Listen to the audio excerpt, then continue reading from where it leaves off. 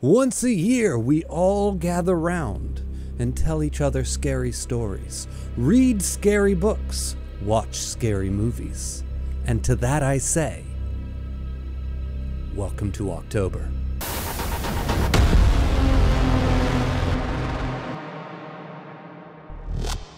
Hello and welcome. Last year I did the top 10 horror books of all time list with the intention of updating it as time went on. But this year I read almost no horror, or at least very few of them, and none of them were good enough to crack into that list, so I couldn't really redo the list because that list kind of still stands. But just because a book isn't like the greatest or good enough to be on the top 10 list of all time doesn't mean that it's not a good book, and it doesn't mean it's not worth reading. So that's what we're going to do today. 10 book recommendations of just really good scary stories. Something really good, if you haven't read it, to go ahead and throw on into your TBR for October. Get a good creepy book in before this month is out. That's also why I'm getting this video to you in the first week of October, because that way maybe if you want to grab something and get it into your TBR real quick, you still have time. It's not too late. This is going to be in absolutely no particular order. These are just books I recommend, and I think they're worth your time. And we're going to start this list off with Hell House by Richard Matheson. Now, this book is like my preferred, but out of the two books that I have read from Richard Matheson, Hell House and I Am Legend, this is the one that I liked way more. It's nothing against I Am Legend, not that that was a bad book. And actually, that one's a little bit more introspective and maybe even thought-provoking than Hell House was. Hell House felt a little bit more schlocky, but oh my gosh, was the fun factor dialed to 11 in this one. I loved this book so much. Hell House feels like if you were watching an old horror miniseries from the 1990s, I know that's super specific, but like think of something like Rose Red or something like that, where just that real miniseries vibe from the 90s, that is this in book form, and I mean that in the best possible way. It is like this scientist haunts down the most haunted house he can find with the biggest reputation. He's going to prove that hauntings are real. But in order to do this, he's going to gather a team of people to go in over like a week or a weekend. And it's going to include the descendant of the original owner of the house. And it's going to include a psychic. And it's going to include all these different types of people, and then he's going to be the scientist. He's going to bring all of his equipment in. He's going to have all these readings and measurements as he stirs up the house to get all that, and he's going to prove definitively that the supernatural is real. And it is like, it feels pretty schlocky at times. It's really dated in its approach. It's dated in its like the way that he puts the team together, but the enjoyment factor is through the roof. At least it was for me. I loved every second of reading this book. It was fabulously fun. Like I said, not the most realistic thing you're ever going to read. Not like the most introspective and dealing with deep human emotions or something like that. Not necessarily that. If that's what you're looking for, this might not be it. But if you just want a real fabulously fun time with a haunted house and with that like I said, that it just gives you the vibes of an old mini series. Maybe that slightly lower production value on your TV show, but just a damn good time. That's Hell House. I loved it. I thought it was great. Next up is going to be The Hellbound Heart. I don't actually have a physical copy of this to hold up, so we're just going to have to pretend. And it's actually a novella, and it was the novella that inspired the movie Hellraiser. They are pretty close to one-to-one. Every time I say that, somebody pops up in the comments, it's like, well, technically the relationship between these two people was different. And I'm like, yes, I know. There are differences between The Hellbound Heart and Hellraiser. The book is actually probably a little bit more detailed and in-depth as far as that is concerned, but they're essentially the same story for the most part, and it's just such a good book, and it's just the way that it's done, the way that it's presented is so fascinating. I find Pinhead to probably be more fascinating in the book than in the movie. I know that's like a real big sin to say that against Doug Bradley. Got his name right this time, guys. If anyone remembers last time I was doing a video about Hellraiser and I couldn't remember Doug's name. Sorry, Doug. But anyway, yeah, fabulous little read. I can't put it anywhere but a recommendation. And it's a novella, so it's not super long. It's like 100 and some pages. You can knock it out in an afternoon, no problem. And you will not be disappointed, and you will not regret that decision. Unless you're easily frightened, in which case you might regret that decision. Next up, moving back away from the horror a little bit, we're going to go with American Psycho. Let's get some serial killers in here, right? Right? This was, of course, the book that the movie American Psycho is based on, but this one's just a little bit more. And I'd mean that on every level. If you like the scenes, you take, for example, the scenes of him like prepping and pampering himself. There's a little bit more of that in here. Take, for example, the scenes of him just rambling about crazy stuff, or, you know, about movies, or about fashion, or about thread counts in clothing. There's a little bit more of that in the book than there was in the movie. But then also, there's the murders. There's a little bit more of that too. Then take for that the like level of intensity of those murders. There's more of that too. So this book is polarizing. Some people absolutely hate it because you have to get like 100 and some pages in before anything really happens. Up until then, you're really just kind of living inside of Patrick Bateman's head, and his head is a weird place to be. Like I said, lots of paragraphs just rambling about music or songs or fashion or, you know, entertainment centers or the stereo that he's using. There will be paragraph long descriptions in more detail than you could have ever needed, and a lot of times with a lot of people more than you ever wanted. But just being locked in his head for me was so utterly fascinating. I drank it up. I just sat there and I would read and I'd read and I'd read, and I'd get lost in these paragraphs. Like, this is utterly fascinating being inside this man's mind. That doesn't work for everybody. So be warned, this is not for everyone. And like I said, you will have to suffer through some very long, very tedious at times descriptions of things, music, objects, fashion, you name it. But then again, it's so dark and twisted. And like I said, you get to that first kill with, I think it's the guy in the alleyway and the dog. Oh my gosh, you're like, oh, that was a little bit worse than the movie. Oh wow, you know. So, and yeah, it's just, and yeah, let's just say that the violence is dialed up a lot in that. Next up, no list of horror recommendations for Halloween would be complete without a recommendation for a Stephen King book. And you could pick almost any Stephen King book and throw it on here and it would work beautifully. I tried to go the route of underrated. I feel like this is one of Stephen King's most underrated books of all time, and I love it. I absolutely love it. And I don't think it gets the love that it deserves, and that is Revival. And I don't hear enough people talking about Revival. So we are going to do that today. Revival is a much more modern book by Stephen King. I don't even know when it came out, but it's not that old, and it's just truly a good book. It kind of blends some of the best strengths that Stephen King has in his new writing and his old writing. It's about a rock star kind of as he leaves that lifestyle and gets a little bit older, and his dealings with this like preacher or reverend guy, and I don't know how to explain it. It's got some of his more modern, where he likes to lean into the troubled character that has a previous like drug addiction, and as he struggles to get clean and stay clean. Hello. What's up? I just wanted to know how your walking's going. A little bit better every day.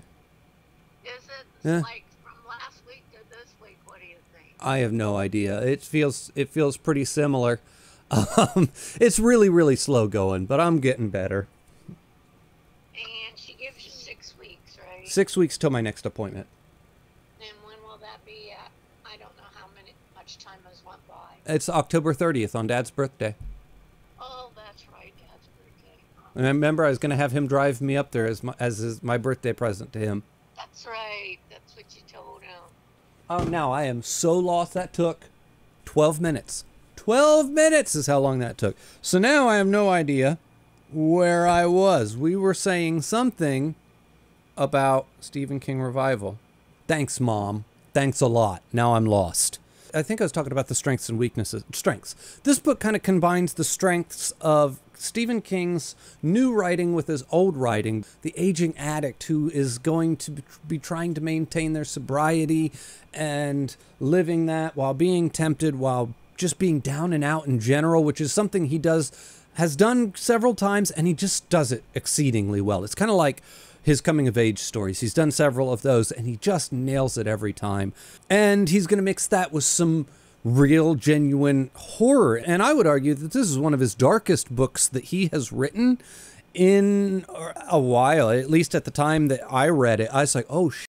And it's going to mix in those addict vibes with some real Frankenstein-esque motifs, with some religious motifs, and one of the better endings that you're going to get from Stephen King, I would argue, and one of the darkest endings. You get to the ending of this, you're like, damn, dude, like, take a breath. That's dark as hell. I think it's pretty well underrated. I don't hear enough people talk about Revival, and if you haven't read it, go give it a shot, because I really, especially once you get to like that last quarter of the book, just blew my mind. I thought it was fabulous.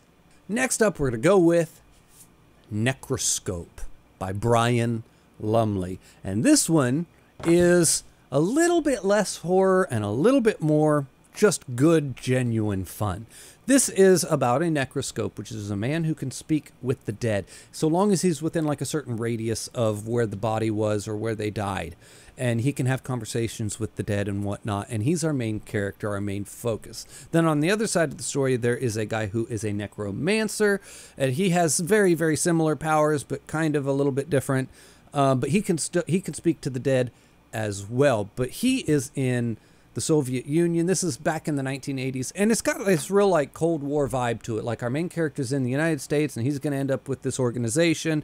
And the bad guy's in the Soviet Union. He's going to end up with another organization. The bad guy is then in like the Wallachia end of the Soviet Union. So, you know, Dracula, and he comes across a dead body that he can speak to, and it just might be Dracula. And it's just got this real great energy to it. It's a lot of fun, but it brings the horror vibes, but then it brings like this Cold War-esque vibes, like I said. And it's just a fabulously entertaining book. It's not like highbrow literature or anything like that. You're not going to find anything fancy, no fancy prose, nothing like that. It's just a damn good time. And I don't want to say too much about it because I feel like I would be spoiling the story and kind of where it goes and what happens. But it is also book one in a like 15 book long series or something like that. I haven't read that far. I've only read the first one, and I can say, blast. Absolute blast of a read. Next up, we're going to talk about The Haunting of Hill House by Shirley Jackson. And this one I did have on another list, and it was overrated horror books list. And I got a lot of pushback for putting this on that list. And just because I feel like it gets a little bit too much credit for, like, people tell me that it's the scariest book they've ever read, and it's not. Or it's the greatest horror book of all time, and I just don't think it is. But just because I feel like it gets a little bit more praise than it deserves does not mean that I regret reading this for one single second. This book is great. It is really, really a good book, which is why I also wanted, even though I put it on that list over there, I wanted to make sure it made it onto this recommendation list so I could give it some love, because it really does deserve some love. I mean, for real. So, The Haunting of Hill House. What is this one? Well, this one actually has a quite similar premise to Hill House. It is, we're going to go into this haunted house and we're going to pull together some people and we're going to go in and they're going to actually attempt to pretty much prove that the supernatural is real. It's very similar in setup. The premise is very similar to Hill House, but the execution is vastly different. Whereas I said that was like almost schlocky and it was just a fabulously entertaining read, and it's like, I don't know how to explain it. This one is not that. This one's much more dialed back. This one's much more subdued. This one is much more internal, I guess, or introspective is probably a better word there, where less is happening horror-wise, less is happening haunting-wise. It's more kind of Is it happening? Is it not happening? Is it in their head? Is it not in their head? Is maybe one of the characters doing this? Is it the house doing this? It's a little bit more vague as to what's going on.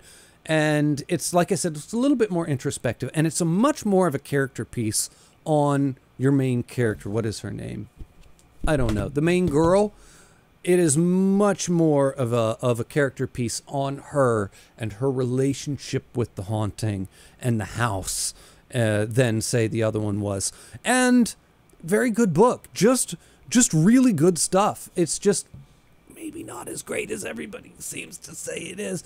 But anyway, I still wanted to come around and make sure that it got its due. And I really gave it the praise that it deserved, which is, this is just a fabulous book. And if you haven't read it, I highly recommend reading, and it's a classic. I love reading classics, period. If it's a classic, I'll probably go hunt it down because I just want to know what the big deal is and why it's held in the regards that it's held in. Next up is Bird Box by Josh Malerman. And this is wonderful. I thought this was a great book too. This is the book that the movie Bird Box was based on. Bird Box was kind of like a phenomenon back in, what, 2020 or something? I forget what year that was, where they made a movie out of this book, and it was released. It was a Netflix original, and it just took the world by storm.